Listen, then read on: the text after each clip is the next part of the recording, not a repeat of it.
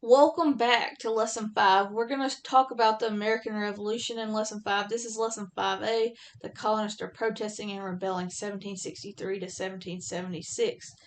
Lesson 5 is very important for this class because your SLO topic surrounds the American Revolution. It really asks you to talk about the causes of the American Revolution, starting with the proclamation line of 1763. So it's really important that you learn a lot during Lesson 5.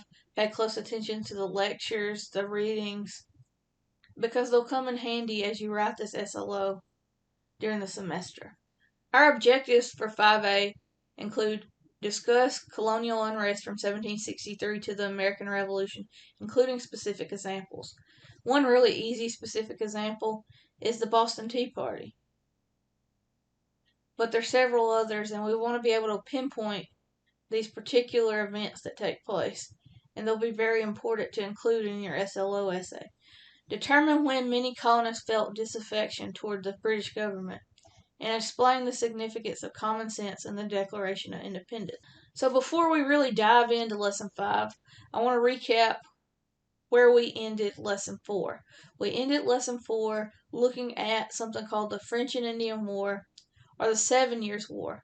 The colonists called it the French and Indian War because the colonists and the British were fighting the French and their native allies. It lasted 9 years in North America, where it lasted 7 years in Europe. So that's how it gets the two different names. We also know that it really starts because there's this contested land in the Ohio River Valley, or present day western Pennsylvania. But the war really ends with the Treaty of Paris, and we looked at the Treaty of Paris in Lesson 4 and went over the specifics. So if you want to learn more about the specifics from Treaty of Paris, go back to Lesson 4. Today we're going to pick back up briefly discussing the Treaty of Paris. At the end of the French and Indian War, the British Empire looked very strong. It was a British victory, and the colonists were very proud. Remember, at this moment in 1763, the British colonists viewed themselves as part of this British Empire, and they saw themselves as British. They also believed that it was a victory for Protestants because the British were Protestant and they beat the French Catholic. After the war ends, the British government had to address the frontier, the war debt, and how to raise revenue. Great Britain received a lot of land from this Treaty of Paris of 1763, but Native Americans and French still lived there, and the Native Americans still controlled much of this newly acquired land. So what the British government does is it keeps 10,000 troops in North America to defend borders. The British colonists view this victory during the French and Indian War as a way to expand and have more territory. They're looking for new land over the Appalachian Mountains. This area had been known as the middle ground for the British and the French as they were trading with native people. But the British people wanted to claim this land and end this compromise in the middle ground.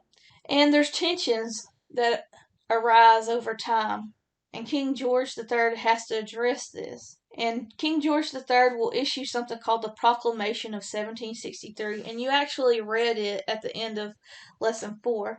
But the Proclamation of 1763 addresses some of these tensions between settlers and natives. He issues it on October 7th, 1763, and this proclamation forbade settlement west of the Appalachian Mountains. So settlers could not settle west of the Appalachian Mountains. And this really makes settlers upset because they want to expand and gain more land and territory. So they're mad at King George for doing this. Many of the Native American tribes thought that the French and Indian War would provide them with opportunities to trade with both the British and the French.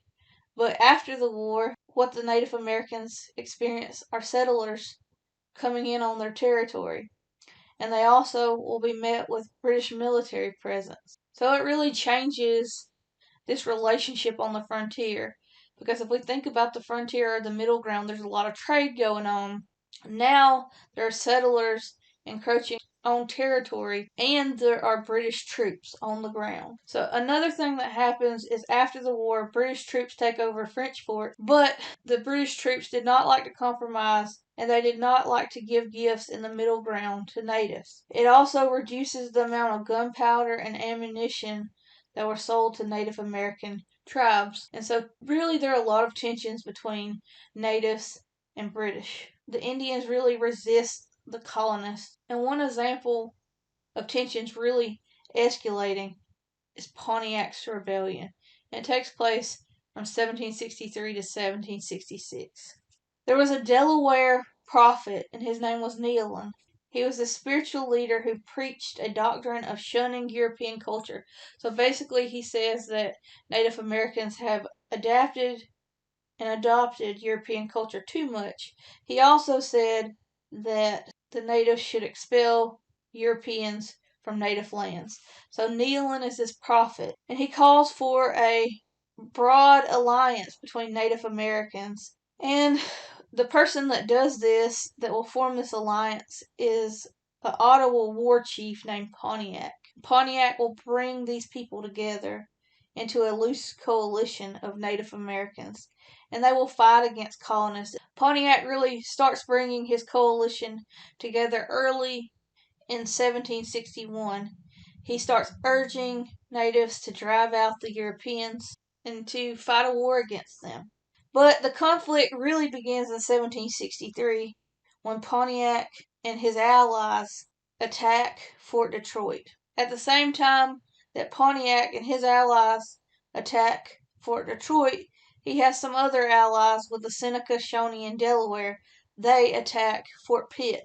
So over the next year, the war will spread, and you can see this war being fought from Virginia to Pennsylvania. And there's a lot of violence on both sides. If we look at Pontiac's Rebellion, an example of this race-based hate is an event that takes place in Pennsylvania, and it's led by a group of frontiersmen called the Paxton Boys. The Paxton Boys are from Paxton, Pennsylvania, and they have been living nearby a group of Native Americans called the Constantinoga. They're part of the Susquehannock tribe. And in December of 1763, the Paxton Boys, they come together as a mob, these men from Paxton, Pennsylvania, and they go and attack the Constantinoga. The Constantinoga had been living friendly with these people really nearby, but the Paxton Boys go to their village and attack them. They kill 6 Constantinoga Susquehannocks. In response to this, the governor of Pennsylvania, John Penn, says that he will protect other Constantinoga Susquehannocks. He moves them to Lancaster, Pennsylvania. The Paxton Boys hear about this, and they actually travel to Lancaster to kill the remaining Constantinoga. Now, the governor does say that he will hunt down these Paxton Boys. He even offers a reward for the Paxton Boys, to capture the Paxton Boys. But no one ever identifies the Paxton Boys. Some colonists even reacted to the incident with outrage. They don't know why the governor wants to arrest these Paxton Boys. So there's a lot of race-based hatred among settlers and Native Americans. One thing that the British Empire wants to do is to prevent a war on the frontier. And that's one of the reasons that in 1763 we see all these things taking place. Pontiac's Rebellion, we see the Paxton Boys taking place. And this is one reason that the British government had issued this proclamation of 1763 that we had just talked about in the previous side, that wouldn't allow white settlers west of the Appalachian Mountain. They were trying to prevent conflict like this, but there's still conflict taking place east of the Appalachian Mountain. I promised you we would talk about the British national debt and how it increases. It really increases during the French and Indian War. Maintaining the British Empire was expensive, and quickly the British debt rose. The French and Indian War nearly doubled the British national debt. In 1756, the British national debt was about £75 million, but by 1763, when the Treaty of Paris was signed, the British national debt was about £133 million. The interest payments alone on this debt consumed over half of the national budget. In addition to the debt rising, the military in North America cost the British Empire a lot of money. Remember, there are about 10,000 troops stationed in North America to defend the borders. So the empire really needs revenue The people that actually lived in Great Britain believed that the French and Indian War benefited the colonists, and many of the people in Great Britain believed that the colonists should have to pay for most of it. So leaders in the British government start thinking about how can the empire pay off the debt. To pay off the debt, they first taxed people in Britain, but most people wanted to keep the taxes low. The Prime Minister, a man named John Stuart, he really wanted to refrain from raising taxes on land, and he wanted to protect the aristocracy, and so he taxed the lower class in England. He taxed them by increasing import duties. He also raised prices of imported goods such as sugar and tobacco. But eventually a new prime minister will come into office. His name's George Grenville. And he comes into office in 1763, and Grenville is going to move toward making the colonists pay for part of the debt. So Parliament will move toward making the colonists paying the debt in 1763. So we'll talk about Prime Minister George Grenville and the reforms he puts into place to pay for this debt. The reforms really target the colonists. In 1764, Prime Minister Grenville introduces something called the Currency Act of 1764, and it prohibited colonists from printing additional paper money, and it also required colonists to pay British merchants in silver and gold instead of colonial paper money. So Virginia couldn't print their own money. Massachusetts couldn't print their own money. They now have to pay British merchants with gold and silver. The Currency Act had a goal of standardizing the currency used in Atlantic trade. It also brought the American economy under greater British control. But the colonists had relied on their own paper currency to conduct trade, and this really hurt the colonists because they didn't have a large supply of gold or silver to conduct trade. This really hurts the colonists economically, and they grumble about this particular policy, the Currency Act. Grenville also gets Parliament to push through an act called the Sugar Act of 1764. What the Sugar Act does is it lowers duty on British molasses by 50%. Before this, colonists had to pay 6 pence per gallon on molasses. After this, they paid 3 pence per gallon on British molasses. What they are trying to do is they're trying to make it easier for New Englanders to trade with Great Britain, and they also want to reduce smuggling because the New Englanders smuggled French and Dutch sugar and molasses into the colonies. The Sugar Act also had an enforcement provision. We know that before 1764, if a colonist was caught smuggling, they would be caught and judged under the Navigation Act. They would be tried in a local court. The Sugar Act required colonists to be tried by a vice admiralty court with no jury. So some of the colonists really reacted to the Sugar Act, and they saw the Sugar Act as being very dangerous. They argued that a trial by jury was a basic right of Englishmen under the British Constitution, and it was a threat to British liberty. Some colonists also felt that the Sugar Act made the colonists secondary citizens and not equal to Great Britain. But Grenville doesn't stop there. In 1765, Minister Grenville introduces the Stamp Act in Parliament, and under this act, anyone who used or purchased anything printed on paper had to buy a revenue stamp. And this is actually a political cartoon at the time of the Stamp Act. But the Stamp Act was a shift from previous tax policies. Before 1765, colonists paid taxes to colonial government or indirectly paid taxes by paying tariffs and duties. The Stamp Act, which started on November 1st, 1765, was a direct tax. Colonists had to contribute £60,000 a year, or 17% of the cost, to keep British troops in North America. So they're directly paying a portion to keep British soldiers in North America. And people really began to question the constitutionality of this act. And we're going to see some of the first serious protests against imperial policies after the Stamp Act of 1765. But it is an example of the British government really asserting control over the colonies. Finally, we'll talk about another reform from Greenville, the Quartering Act of 1765. And this is one quartering act. We're going to talk about another one. So remember, this is the first one we're talking about, the Quartering Act of 1765. The Quartering Act of 1765 was a law that was trying to address a major problem that the British Army had. They had a problem finding places to put British troops in North America. They had a major housing problem. This particular law that's issued in 1765 stated that soldiers should be given barracks or a place to stay in public houses. But if necessary, troops could be placed in privately owned barns or buildings. So this Quartering Act of 1765 doesn't say that troops can actually live in people's houses. But first, the troops will be put in public houses or pubs, and if there are no rooms in pubs, then the troops will be stationed in citizens' barns or their outbuildings. They won't be directly put into their houses, though. But this really upsets colonists, because the colonists were responsible for the cost of food and lodging for these troops. An example of this being an issue is in 1766. 1,500 troops arrive in New York, and the New York Assembly refused to allow the British Army to place these troops in public houses or in buildings that are owned by colonists. So they basically just refused it. They say, no, we're not going to follow the Quartering Act. So to all these reforms that Greenville pushes through, there's some level of protest, and we're going to talk about some of the colonial protests.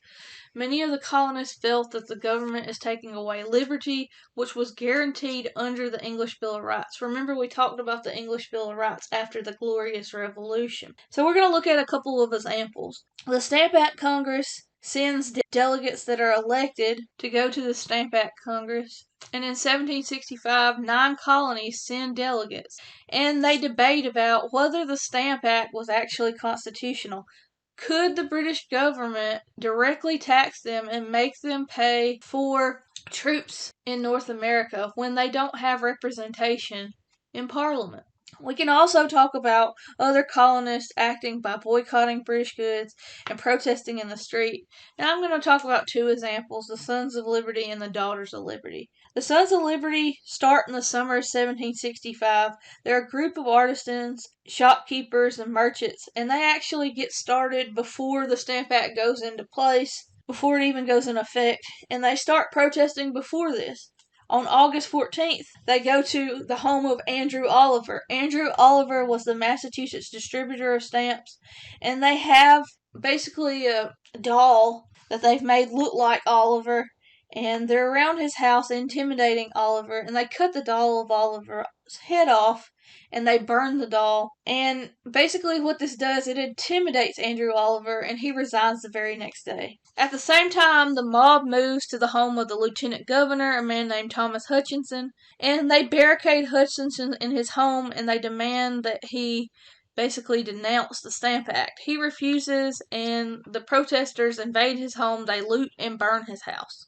The Sons of Liberty really wanted to make it clear that they were committed to English liberty, and to uphold that English liberty, they were okay with participating in violent protest. Another group, the Daughters of Liberty, they also start in 1765. But in early 1766, after the Stamp Act goes into place, they really start a massive movement by boycotting British goods.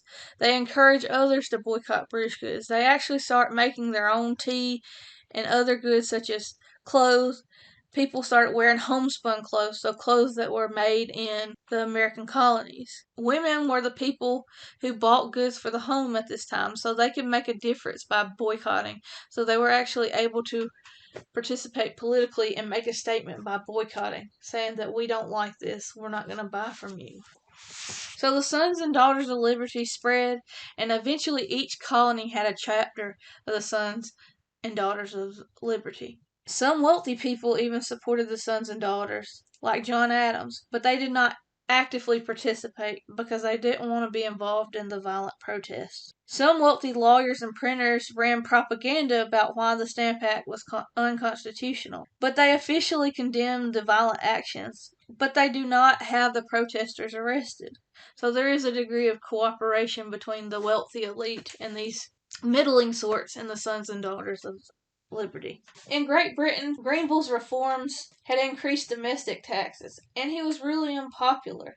And so eventually King George pushes Grenville out of office. After this, some people in Britain even wanted to repeal these reform acts because the protests were affecting their business. Because remember, the Daughters of Liberty were boycotting these products. Other British people were appalled by the colonists' violent reaction to the Stamp Act. So there are a lot of tensions between the people in Britain and the colonists, but there are also people that are upset with Grenville. So he's pushed out of office.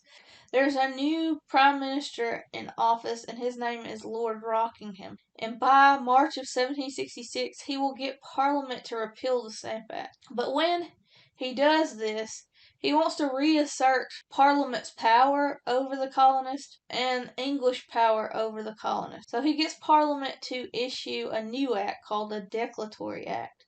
So Lord Rockingham does not want to lose control of the colonies. So this Declaratory Act basically is an effort to maintain control over these colonies. And it basically says that Parliament's power was supreme and colonial laws and taxes were null if they countered parliamentary laws. What does this mean on everyday terms? Parliament's law is superior to Virginia's law. Parliament's law is superior to Massachusetts law. It's just like today, a lot of federal laws are upheld over state laws. So that's basically what this Declaratory Act means. Parliament's laws are superior. Lord Rockingham really doesn't stay in office as Prime Minister very long, 1765 to 1766.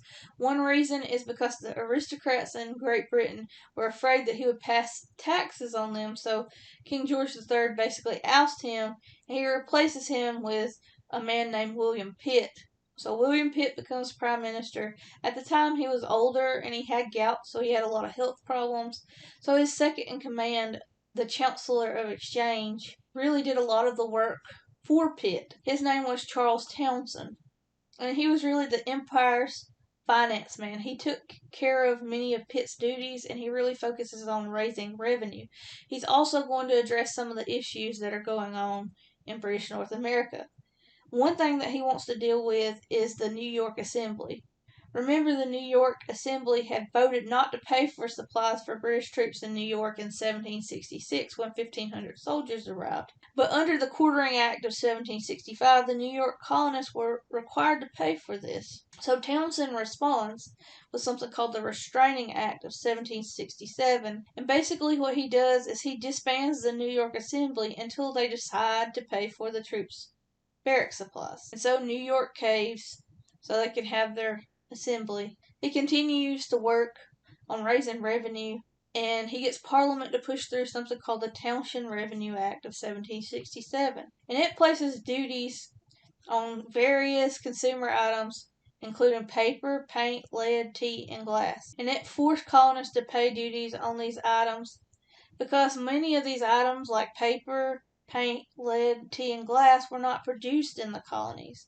They didn't have the manufacturing capacity to make these items. Parliament continues to work hard in 1767. They passed something called the Indemnity Act of 1767, and it exempts tea produced by the British East India Company from taxation when it is imported into Great Britain. When the tea was re-exported to the colonists, however, the colonists had to pay tax on it because of the Revenue Act, the Townshend Revenue Act of 1767. So basically, people in Britain didn't have to pay taxes on tea. The colonists have to pay taxes. Many of the colonists saw this as corrupt politics because some of the revenue that was collected from these duties went to pay the salary of royally appointed judges, governors, and other officials who the colonial assembly had traditionally paid. So this, one of the reasons that they're paying under this Indemnity Act is because it's related to the Townshend Revenue Act of 1767. The Revenue Act of 1767 severed many of the relationships between the governors and the represented assemblies, the colonial representative assemblies. So it's drawing royal officials closer to the British government and further away from the colonial governments. In 1767, the Commissioners of Customs Acts also pushed through, and it created an American Board of Customs to enforce trade laws. Custom enforcement had been based in Great Britain, but the rules were really hard to follow when they were based in Great Britain, and smuggling was really going on in mass in New England. And so this new custom board would be based in Boston, and they would attempt to really slow down smuggling. Townsend really wanted to address the smuggling issue, and he also gets Parliament to push through the Vice Admiralty Court Act, which establishes 3 more Vice Admiralty courts, one in Boston, one in Philadelphia, and another in Charleston.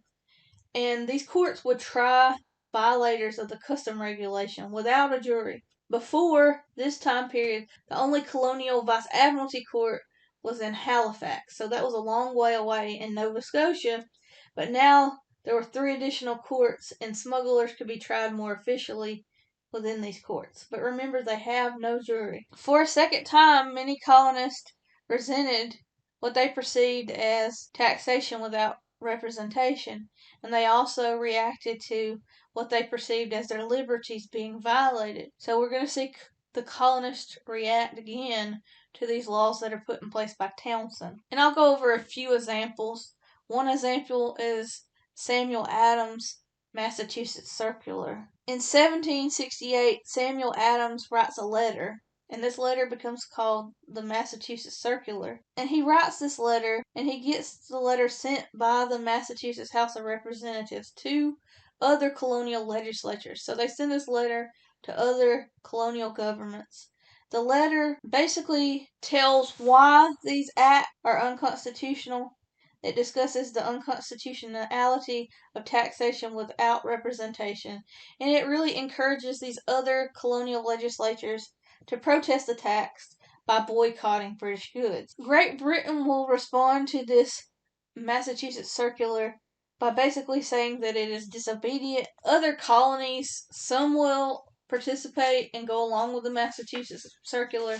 Others just kind of say, yeah, it's right, but we're not going to do much about it. The Secretary of State for the Colonies, a man named Lord Hillingsburg, actually demanded that Massachusetts retract this Massachusetts Circular, and he actually threatened other colonial assemblies and said that if you endorse the Massachusetts Circular, you'll be dissolved. Another example of colonial reactions deal with the Daughters of Liberty. The Daughters of Liberty again support and promote the boycott of British goods. Women start participating in spinning bees, and they look for substitutions for British tea and other goods that are taxed under this Townshend Revenue Act of 1767.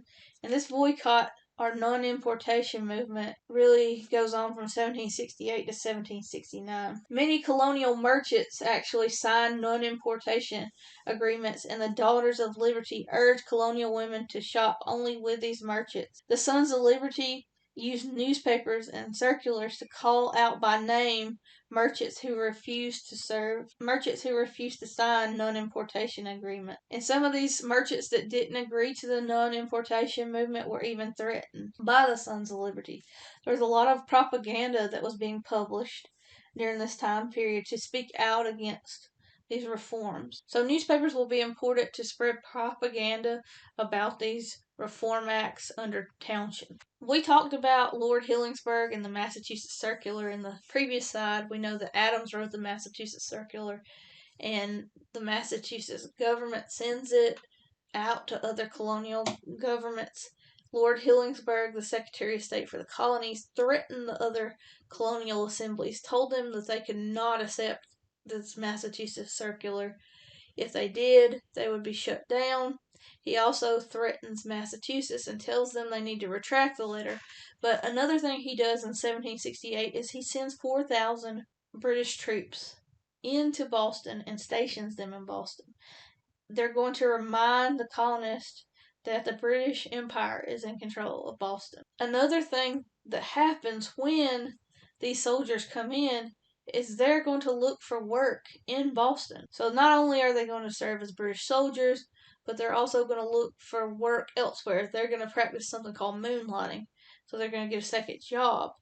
if we think about Boston historically, we've talked about Massachusetts being a Puritan colony, and we also talked about it eventually becoming a Congregationalist colony, but they really value families and closed society.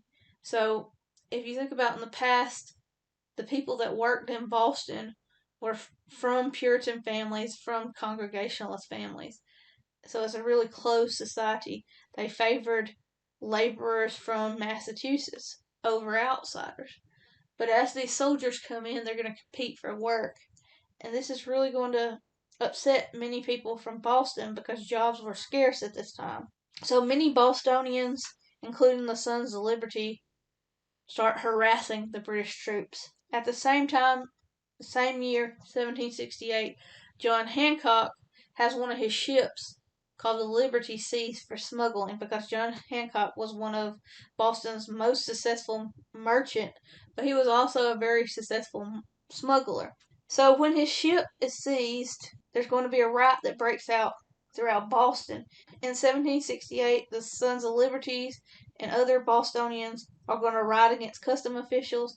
They start attacking the custom houses and chasing the custom officers off. And tensions from 1768 to 1770 continue. And it was very common to see clashes between British officials and Bostonians during this time period. Another example is the Boston Massacre. On March 5th, 1770, there's a conflict between Bostonians and the British soldiers. On the night of March 5th, there were a crowd of Bostonians that start throwing snowballs and rocks and sticks at British soldiers. These British soldiers were guarding a custom house. And they get involved in a conflict. Some soldiers that were being basically heckled by the Bostonians, they actually fire into the crowd. These soldiers do, and they kill 5 people. Christus Attucks was the first man killed, and he was a man of Wampanoag and African descent. But this Boston Massacre really shows that tensions between Bostonians and British troops were at a height. So the Sons of Liberty really used this moment, the Boston Massacre, to say that the British soldiers were murderers and that the colonists were martyrs. After this massacre, the Boston Massacre, many in the colonists are going to really see this as a turning point. They really see it as a massacre. Newspaper articles and pamphlets that the Sons of Liberty circulated, they really emphasize this event as a massacre. They think that as a massacre. The Boston Massacre actually occurs after Parliament had done a partial repeal of the Townshend Act. By the late 1760s, the American boycott of British goods had really reduced British trade. Merchants were losing money because of the boycott, and so these merchants pressured Parliament to loosen restrictions on the colonies because they wanted the non-importation movement to end. Charles Townshend dies in 1767, so this is way before the Boston Massacre. And Lord North takes over as the Counselor of Exchange. So remember the finance man. And he'll be the Counselor of Exchange from 1767 to 1782, but he'll also later be the Prime Minister from 1770 to 1782. So from 1770 to 1782, Lord North is both the Prime Minister and the Chancellor of Exchange consecutively, so he's serving in both offices. What he does when he becomes the Chancellor of Exchange, he will persuade Parliament to drop all Townshend duties except the tax on tea. Another thing that remains in place is the American Board of Customs Commission and Vice Admiralty Courts. This is really a partial repeal because not everything gets overturned. There's still this tax on tea, and there's still the Custom Board, and there's still the Vice Admiralty Court. But even though it was a partial repeal, many colonists saw this as a victory. Over time, another act will be passed. It will be called the Tea Act of 1773. And remember, we just talked about how many of the Townshend Acts were repealed, but the Townshend Act stipulation that was dealing with tea was still in place. So there's still a tax on tea from the Townshend Act. So basically what this means is you had to pay a tax on tea. The tea had to come in from Great Britain. It couldn't come directly from India or from the British East India Company. But this Tea Act of 1773 would change that. The East India Company is actually on the verge of bankruptcy, and in the colony, tea was one of these items that was a symbol. People were boycotting British tea. They were actually smuggling in Dutch tea and drinking it as an act of defiance. What this Tea Act of 1773 does is it gives the British East India Company the right to export its tea directly to the colonies without paying import or export duties and without using a middleman in Great Britain or the colony. So basically, they're going to cut out the merchants. They don't have to go to Great Britain anymore to send their tea here. They're going to get a monopoly on selling tea. Another thing that it does is it makes the tea that the British East India Company sells lower priced than the smuggled Dutch tea. So the smugglers in New England are going to lose profit. So it's really going to upset merchants. Some of these people are members of the Sons of Liberty. But tea was a major symbol for British colonists.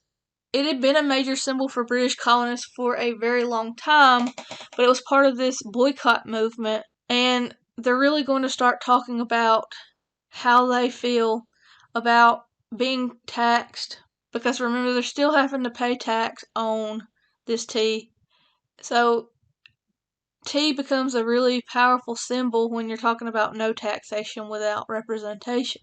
Many of the sons and daughters of liberty will be very appalled by this Tea Act. They look at the Tea Act as corruption from the members of Parliament, because some of the members of Parliament are invested in the British East India Company. They also believe that the Parliament is violating the British Constitution. So colonists respond to the Tea Act with a boycott of tea. In addition to this, there's a group called the Committees of Correspondence, and they coordinate in colonial port cities, and they attempt to stop British ships that are carrying tea to come to shore and unload their cargo. So basically, what they're trying to do is prevent British ships that have tea on them from coming in and unloading their tea.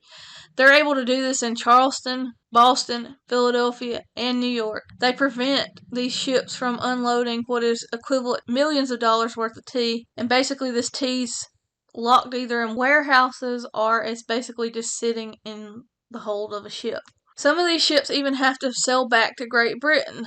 In Boston, the royal governor of Massachusetts, a man named Thomas Hutchinson, he basically says, I'm not going to let these protesters prevent the tea from being unloaded.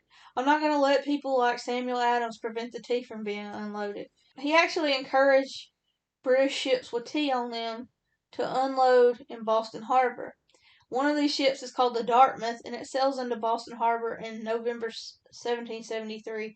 And it has 20 days to unload its cargo of tea, pay its duty, and attempt to return to Great Britain. Two more ships, the Eleanor and the Beaver, also come to the Boston Harbor. But while this takes place, Samuel Adams and others in the Sons of Liberty try to keep the captains of these ships from paying their duties, so they prevent them from paying their duties, and they post groups around the ships to make sure that the tea would not be unloaded from the ship. On December 16th, when the Dartmouth's deadline approaches, people meet together and they decide that they're going to take action. A group of the Sons of Liberty and some of their followers approached the three ships, and some of them were dressed up like Mohawks, and they boarded the ships and dumped the tea into the harbor. They destroyed about $1 million in today's value worth of tea, and this was a very significant loss for the British East India Company. So this takes place on December 16th, 1773, is commonly known as the Boston Tea Party. These Sons of Liberty dress up like Native Americans, board these ships, and just throw the tea into the harbor. So they're varied responses to the Boston Tea Party. Some of the colonists cheer on the Sons of Liberty for what they've done, dumping this $1 million worth of tea into the harbor. Others kind of view it in a negative light. They did not support the dumping of this tea. But Parliament will react to this particular act, and they're going to punish Massachusetts very harshly. they're going to push through something called the Coercive Act. Colonists tend to call them the Intolerable Act. Out of all the coercive acts, 4 of them specifically target Massachusetts. So I'm going to go through these coercive acts or intolerable acts. The colonists again call them the Intolerable Acts, but 4 of these will specifically deal with Massachusetts. King George III and the Prime Minister at the time, Lord North, they insisted that the loss of this tea must be repaid, and the Massachusetts Assembly refused to make payments. Massachusetts also resisted British authority, and for this reason, Parliament really wants to punish Massachusetts. They also want to punish them for this Boston Tea Party. People in Parliament and King George believe that Massachusetts must pay for this tea and they must submit to British authority. So, the Massachusetts Government Act will place Massachusetts colonial government under the direct control of the Crown's officials, and it made traditional town meetings, because town meetings were really important in Massachusetts. They were subject to the governor's approval. So, basically, the royal government had to approve town meetings. Another law that targeted Massachusetts was the Administration of Justice Act, and it allowed the royal government to move any trial out of Massachusetts. The reason that they did this is it prevented people in Massachusetts from having a trial by a jury of their peers. So there are no Massachusetts juries that will decide the case. This really makes some of the colonists like John Adams really upset. Another example is the Boston Port Act, and it shut down the Boston Harbor until the East India Company was repaid. The 4th one that targeted Massachusetts is called the Quebec Act. The Quebec Act expanded Quebec's boundaries westward and extended religious tolerance to Roman Catholics in the province. And for people like the Congregationalists in New England, they saw this as an attack to them. They did not want to tolerate Catholicism, and they particularly were upset because Quebec was given more land as well. Finally, there's a Quartering Act of 1774. And the Quartering Act applied to all colonies. Remember, there's already been a Quartering Act of 1765. The one in 1765 said that troops would be housed in public houses, and if public houses are not available, they could be housed in outbuildings or barns, private colonist property. But this Quartering Act of 1774 is a little bit different. The Quartering Act of 1774, it included all colonies, so it applied to all British colonies, but it allowed British troops to be housed in occupied buildings, so that's different from the 65 one. The 1765 Quartering Act said that they could occupy barns and outbuildings, but now troops could occupy occupied buildings, so troops could be quartered in a person's home, so in a colonist's home. So this really upsets many people, especially the people that have to host the troops. By 1774, when the Intolerable Acts are pushed through, many colonists are going through a phase of disaffection. They have lost their affection toward their home government. They've lost affection toward the British Empire. They're upset and frustrated with the empire. And so for this reason, many colonists view the Intolerable Acts as a turning point. They see it as a place where they now need to take action. They've protested, boycotted. Now what can happen? So after this, we will see colonists really move toward making demands and negotiating, but they're still really upset. We've already talked about the Intolerable Acts, and one of those Intolerable Acts was the Massachusetts Government Act, and it had shut down the colonial government. But there was some resistance by the colonists, and some started meeting in basically assemblies that they started. They're not legal, but they start up assemblies to kind of govern Massachusetts. An example of this is the Massachusetts provincial Congress, and they actually meet and they pass something called the Suffolk Resolved. And the Suffolk Resolved is passed in September 1774, and it lays out a plan of resistance to the Intolerable Acts. At the same time, some people are gathering together to organize the First Continental Congress. The First Continental Congress will directly challenge Lord North and British authority in the colonies. But they still wanted to negotiate with the British. At this time, they are not supporting separating from the British Empire. They are not supporting independence. They want to negotiate. 12 of the 13 colonies send representatives to this First Continental Congress. The delegates that are sent are elected representatives. The only colony that doesn't send a representative is Georgia, because Georgia's royal governor blocked the move to send representatives from Georgia. These representatives meet in Philadelphia to discuss this negotiation process. They meet from about September 5th to October 26, 1774. And they don't always agree about how to handle what is going on, but by the end of the First Continental Congress, they've produced something called the Declaration and Resolve of the First Continental Congress. But eventually, Paul Revere from Massachusetts will ride to Philadelphia, and he rides to Philadelphia with the Suffolk Resolve. Remember, this document, the Suffolk Resolve, has been pushed through by one of these illegal assemblies that are meeting in Massachusetts, and they lay out a plan to resist the Intolerable Acts. And with that, it will form the basis of what is called the Declaration and Resolve of the First Continental Congress. In this Declaration and Resolve, which is adopted on October 14, 1774, the colonists issue their demands to the king. They basically say that they want all repressive acts that were passed since 1773 repealed. They also say that they will participate in something called a non-importation, non-exportation, and non-consumption against all British goods until these acts were repealed. And on October 24th, they sent a petition of Congress to the king, and the delegates adopt the Suffolk Resolves. And they also say that the colonies would start to raise and regulate their own militias. While this is going on, it is important to remember that they still are part of the British Empire. They still want to negotiate. Yes, they don't like what's going on, but they still see themselves as part of this British Empire.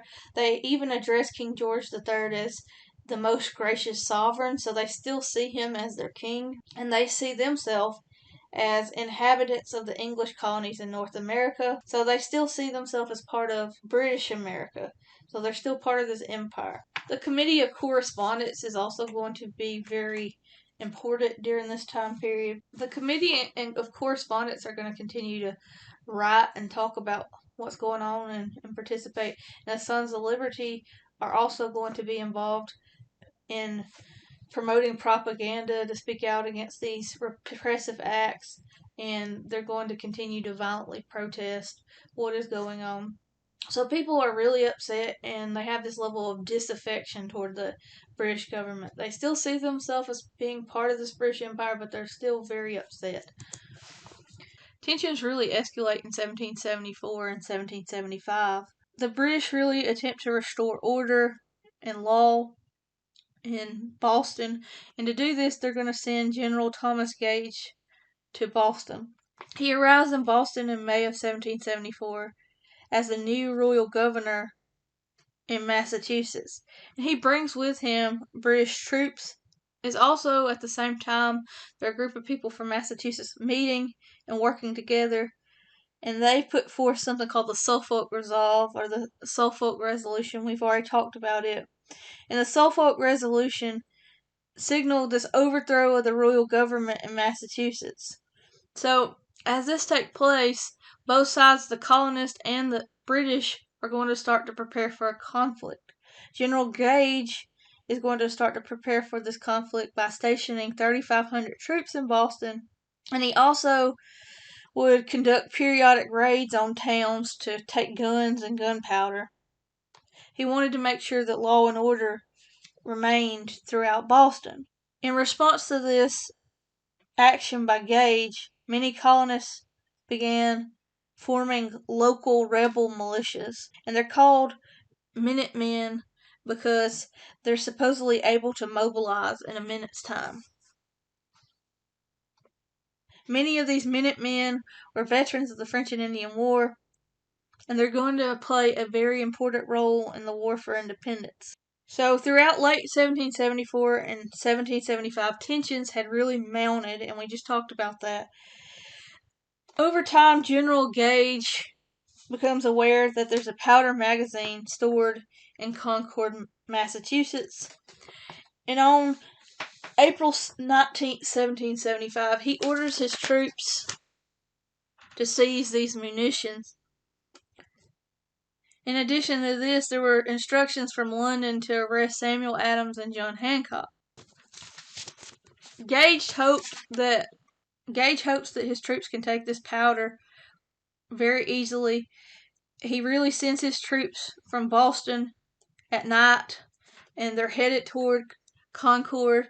But riders from Boston let the militia know of the British plans. One of these riders is actually Paul Revere, but the British actually captured him, and he never finished his ride. But Paul Revere was probably one of the most famous one of the riders, and he's really known because of the poem by Longfellow called Paul Revere's Ride, and is actually incorrect because it implies that Revere makes it all the way to Concord. But the riders warned these Minutemen, and the Minutemen quickly mobilized, and they met the British troops. About 4,000 Minutemen mobilized, and they attempt to prevent the British from reaching this powder in Concord. Fighting breaks out around Lexington and then Concord. What we know about the fighting is that there are about 4,000 Minutemen fighting these British soldiers. 73 British soldiers are killed. A lot of these Minutemen are hiding behind trees, and they startle the British, and they're able to kill 73 British soldiers. 49 Patriots die during this battle, these two battles of Lexington and Concord. And the Battle of Lexington and Concord really start the American Revolution in earnest. After Lexington and Concord, people were able to look back and really see that the Minutemen militias actually worked fairly well. And so after the British are pushed back into Boston, we will see the Patriots begin to organize more militias, and the war really continues and escalates. In May of 1775, Ethan Allen and Colonel Benedict Arnold led a group of patriots against Fort Ticonderoga in New York, and they capture Fort Ticonderoga, and they take the cannons from Ticonderoga, and they bring them to Massachusetts, and they use them to fight against the British in Boston. By June of 1775, General Gage, the British general, attempts to take Breed's Hill and Bunker Hill at the Battle of Bunker Hill. These were high grounds around Boston, and they were really strategically important for the British, so they engage in battle. On June 17th, the British launched 3 assaults on the hills, and they gained control of both the hills, but only after the Patriots ran out of ammunition. At the Battle of Bunker Hill, there were a lot of British losses, but they still were able to capture this coveted hill. By August 1775, King George III declares a state of rebellion in the colonies, but there's still British troops in Boston, and they're trying to defend Boston. But eventually, General George Washington, who became the commander-in-chief of the Continental Army in June 15, 1775, used these cannons from Fort Ticonderoga to force the evacuation of British troops from Boston. Washington positioned these cannons on hills, and he basically bombarded them, and the British could not return fire on the colonial position. And so, by March 17, 1776, the British evacuate Boston. So they flee Boston. If we look in Virginia, there's a royal governor called Lord Dunmore, and he raises a loyalist force. So he gets a group of loyalists to come together to fight the Patriots. And he also tries to use slaves to fight against the Patriots. He knows that there's a large slave population in Virginia, and he tries to use this. In November of 1775, he issues a decree. It's called Dunmore's Proclamation, and it promises freedom to slaves and indentured servants of patriots. So they had to be slaves that belonged to patriots or indentured servants that were contracted to patriots. But they would be freed if they were loyal to the king and if they pledged to fight with the loyalists against the Patriots. Some slaves will join Lord Dunmore and fight with the loyalists. Lord Dunmore's proclamation had an unintended effect. Yes, some slaves left and they fought for Lord Dunmore and the loyalists, but many people in Virginia viewed Lord Dunmore's proclamation as a way to take away property rights of colonists, and they really viewed this as infringing on their rights. So many people that owned slaveholders feared a slave uprising, and many of them started to call for independence. And eventually, Lord Dunmore even flees Virginia. In North Carolina, there's also a group of people that start talking about independence. And this takes place in Mecklenburg County in North Carolina. They issue something called the Mecklenburg Resolves, and it states that a rebellion against Great Britain has started and that the colonists did not owe any further allegiance to Great Britain, and they said that their ruling government was Continental Congress. So there are a lot of people that support independence in North Carolina, but there are also some people that support the British. So they're loyalists and patriots in North Carolina, and they clash in February 1776. They fight at Moores Creek Bridge, and it's called the Battle of Moores Creek Bridge. And this is just an example of colonists on both sides fighting. While all of this is taking place, all of this fighting is taking place, the colonies are still part of Great Britain. They have not declared independence yet. One thing that will help lead to independence is a pamphlet comes out, and it is going to really influence how colonists view the English, and it will persuade a lot of colonists to join the Patriot cause and to join the American cause. Thomas Paine writes this pamphlet, and he actually moved from England to Philadelphia in 1774. So in January 1776, he's been in the American colonies for less than 2 years. But he argues for independence. Paine's pamphlet actually rejects the monarchy. He calls King George III a brute, and he questions the right of Britain to rule over America. He actually argues for the creation of an American republic, a state without a king, and he's really calling for the colonies to break away from this British Empire. And so this pamphlet will circulate, and many colonists will read it. And Paine wrote this pamphlet for ordinary people, colonists. He has direct language that ordinary colonists will understand, and it's a very popular pamphlet, and it's available in all 13 colonies, and it really convinces a lot of these colonists to reject the empire and reject the monarchy in favor of republicanism and in favor of an independent United States. While fighting continues in 1776, in the summer of 1776, Continental Congress comes together and they meet in the Second Continental Congress. They agree it is time to break away from the empire and to declare independence. To draft the document, they turn to Virginia and Thomas Jefferson and John Adams of Massachusetts. Thomas Jefferson is really going to be the person that writes the majority of the Declaration of Independence. And basically, the Declaration is a breakup letter to King George III. Thomas Jefferson lists all the grievances, all the issues that the colonists have with King George III and the British Empire. He also lays out the foundation of American government. He says that it's going to be a republic, and he's really influenced by many Enlightenment thinkers, and you can see this. We talked about the Enlightenment in another lesson, but he wrote, "We hold these truths to be self-evident, that all men are created equal, that they are endowed by their Creator with certain unalienable rights, that among these are life, liberty, and the pursuit of happiness." And so think back. Do you remember where he is getting this idea of life, liberty, and the pursuit of happiness? Remember, there was one Enlightenment thinker that said life, liberty, and property. But he writes, this Declaration of Independence is approved by the Second Continental Congress on July 2nd, 1776. It's signed on July 4th, 1776, and the United States becomes an official country. But remember, they still have to fight for independence, and they need to get recognition from a foreign government so they can really be a country. The Declaration of Independence says that all men are created equal, but we know that as we move forward and talk about the government that's set up, we're going to talk about that more in Lesson 6.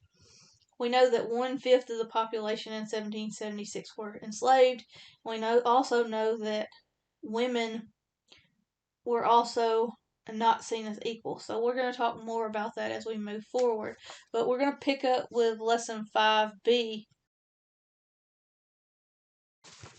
In Lesson 5B, we're wrapping up the American Revolution. We're looking at the American Revolution continued 1776 to 1783. So we've basically made it to the Declaration of Independence. We've looked at some fighting. We looked at Lexington and Concord, and we moved on and talked about basically General Washington using cannons from Fort Ticonderoga that were brought down to Boston to kick the British out of Boston. And we've also turned south and we looked at the Battle of Moores Creek. And we also talked about this breakup letter, the Declaration of Independence, which you're going to be looking at as an assignment, but you're going to be able to look at some of the grievances. But we're going to move forward and move past the Declaration of Independence and look at this Revolutionary War and wrap it up in 1783 with the Treaty of Paris of 1783. Our objectives for Lesson 5B are to explain the British strategies in the American Revolution, determine why the Battle of Saratoga is a turning point for Americans, and discuss the significance of the Treaty of Paris of 1783. So after the British have to leave Boston in March of 1776, they sail to Nova Scotia. They try to re-strategize. They try to come up with a new strategy. They come up with a strategy in 1776, and that strategy is to take New York. So what they do is they send the British General William Howe and 32,000 British troops to Staten Island. They arrive on Staten Island in June and July of 1776, and General Howe's brother, a man named Admiral Richard Howe, he's also going to be in New York. He's in control of the British Navy, and he's going to control the New York harbor. So the goal of the Howe brothers is to take New York City and control the Hudson River. In August of 1776, General Howe will land his force on Long Island, and they will engage in a battle. It's called the Battle of Long Island. It takes place on August 27th, 1776. The Americans are going to be outnumbered, and for this reason, many of the Americans will begin to retreat toward New Jersey. So, if we look at the Battle of Long Island, the British win. They're able to push these Americans into New Jersey. They make the Americans retreat. After the Battle of Long Island, the Howe brothers really believed that the British would quickly be able to defeat the colonists and put them back under British authority. There's a conference that's held in September 1776. The Howe brothers actually arranged this conference to negotiate with the Americans. It was supposed to be a negotiation. So there's Admiral Howe and General Howe, and there are a few Americans that the Continental Congress send to meet with them. Benjamin Franklin and John Adams are an example of two of them. They go there and they demand that the colonies be recognized as an independent country. The Howes were not authorized to grant that to them, and basically the conference breaks down and nothing really comes of the conference. So the British still have the goal to maintain and control New York and to control the Hudson River. So fighting will continue in the summer of 1776. On September 16, 1776, George Washington will lead his troops against the British at the Battle of Harlem Heights, and they're actually able to hold on to Harlem at this time, but fighting continues. And by October 28, 1776, the British will defeat Washington's troops at a battle called the Battle of White Plains, and New York City will fall to the British. The British take control of all of New York, and they use it as their base of operations during the war.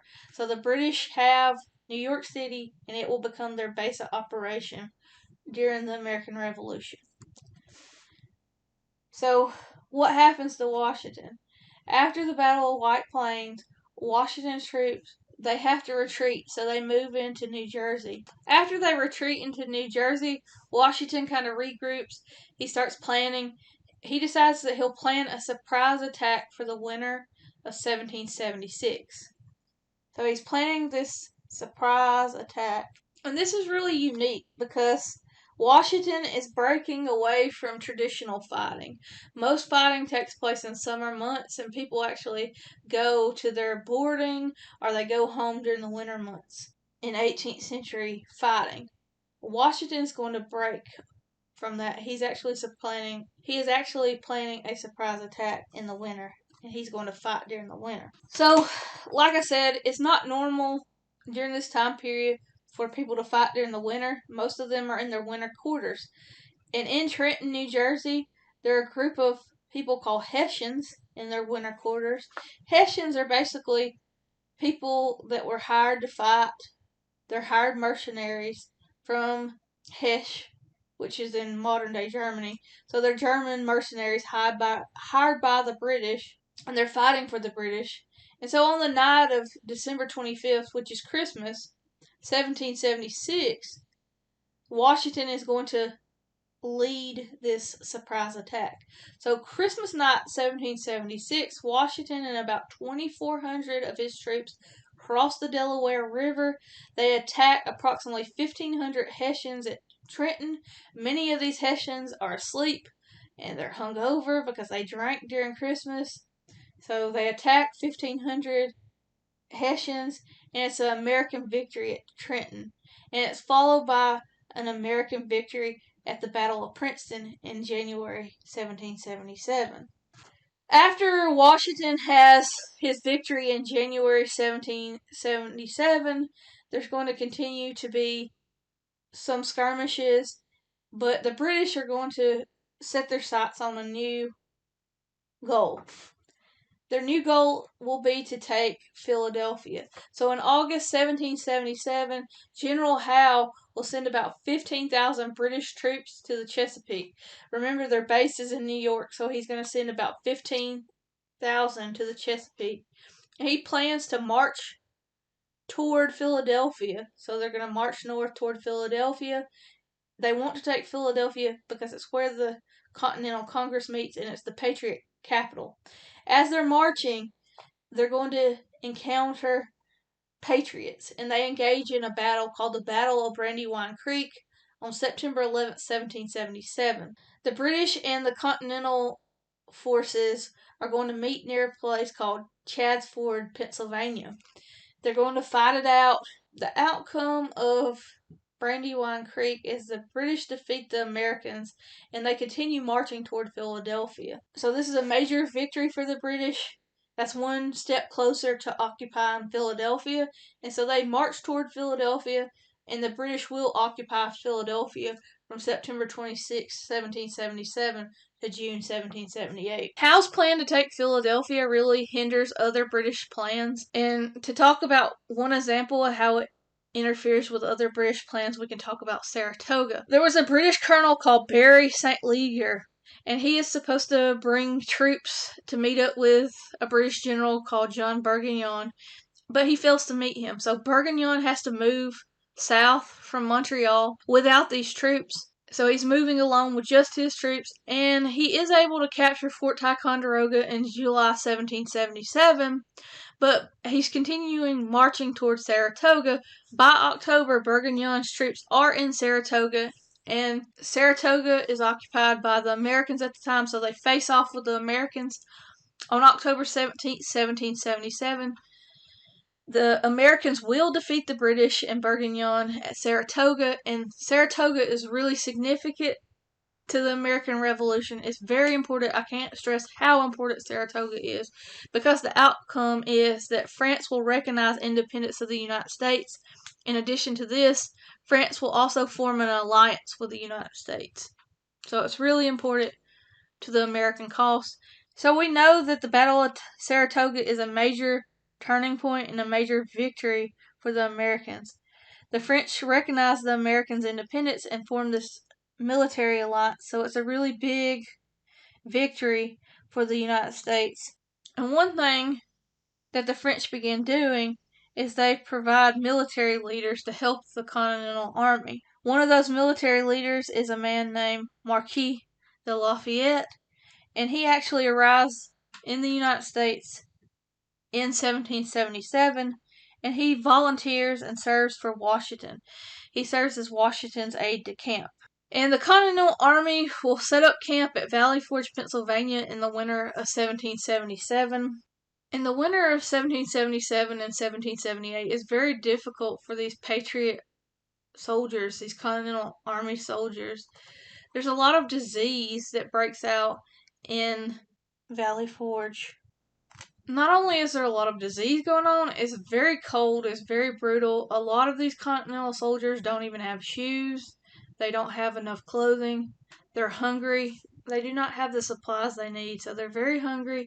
Morale is very low, and there's a high level of desertion. So a lot of these Continental soldiers, they're hungry, they don't have food. There's a lot of disease going on, so they just get up and walk home. It's winter, they want to go see their family, they leave. So there's a lot of desertion. And in February of 1778, a Prussian comes in to help Washington. His name is Frederick Wilhelm von Steuben, and he's a military man. He comes in to help Washington, and he actually starts training the Continental Army and drilling them and teaching them techniques, warfare techniques. And so he's going to try to transform Washington's Continental Army from a ragtag army to a professional army, beginning in February of 1778. So at this time, there are a lot of complications for the British that emerge, especially after Saratoga.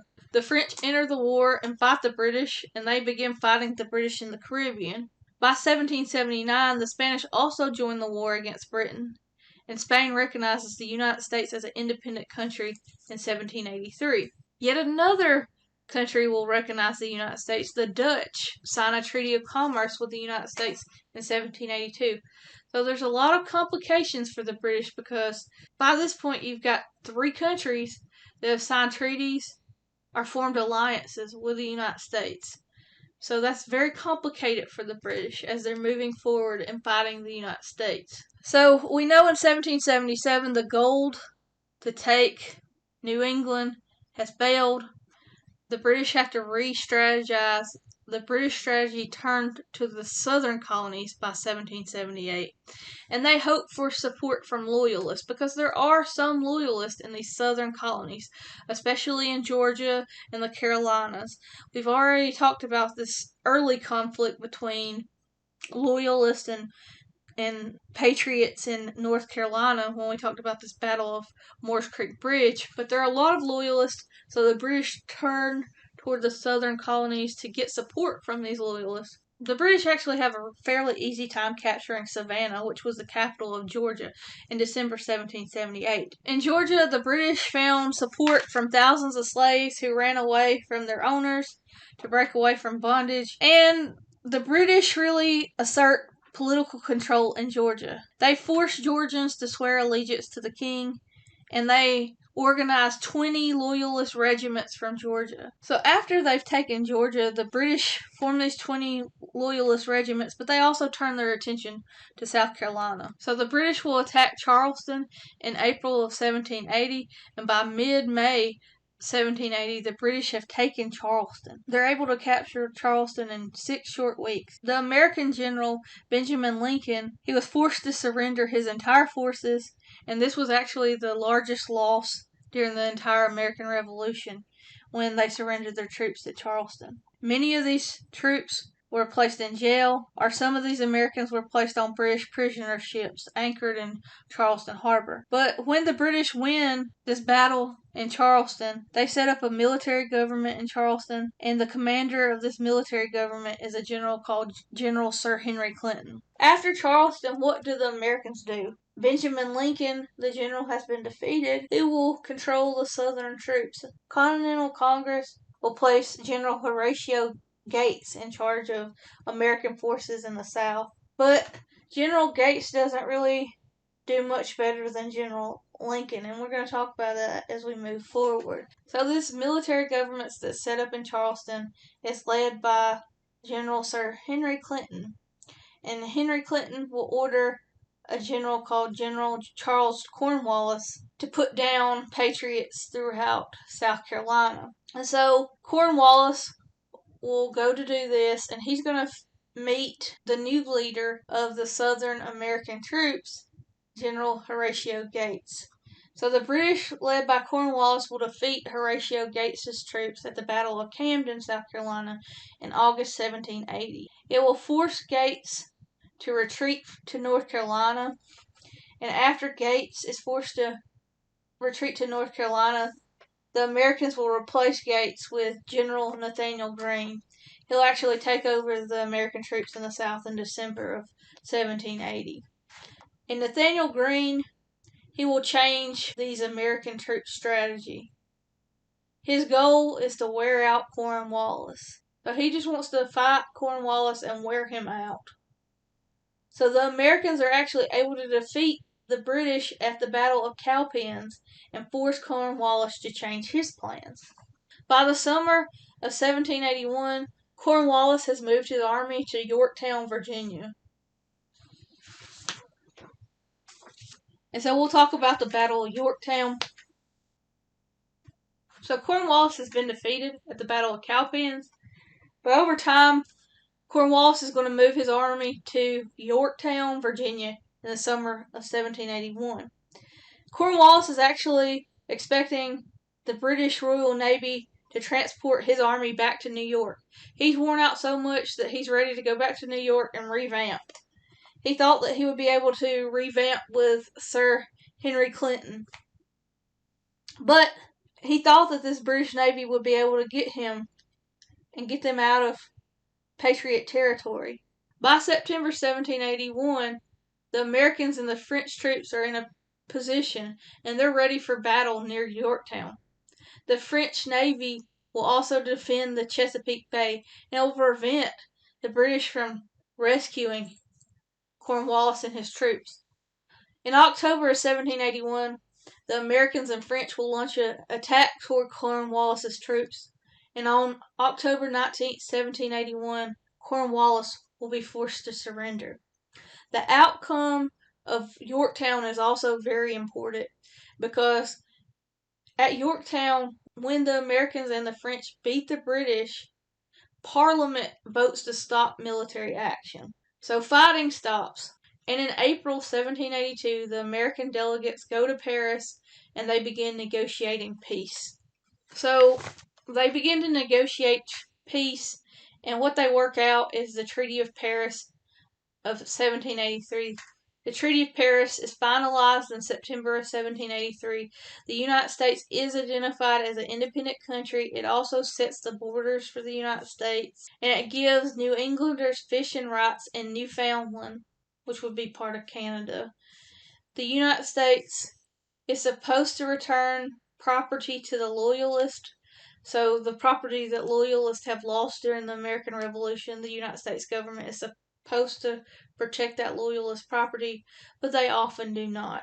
There are several lasting impacts on the war that we're going to talk about as we move forward. We'll also kind of readdress the Treaty of 1783 and look at some of the territory as we move forward in Lesson 6. But let's think about some of these lasting impacts of the war, and I want you to keep some of these questions in your mind as we move forward to lesson 6. Westward expansion and relations with Native Americans. So they're now an independent country.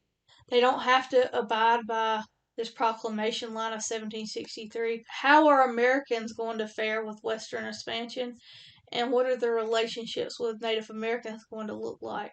When the American Revolution ends, this will also end this era of British mercantilism in America. We'll also talk about women's role in this new republic and what are their rights? Do they have any? And what is this idea of Republican motherhood? The United States also has to set up a new form of government. What type? We'll talk next week about the Articles of Confederation and the Constitution. Slavery. How are they going to address the issue of slavery? And another lasting impact are many loyalists will leave the United States and their property will not be returned to them. So we're going to really look at this new republic as we move forward in lesson 6, and we'll talk about that next week.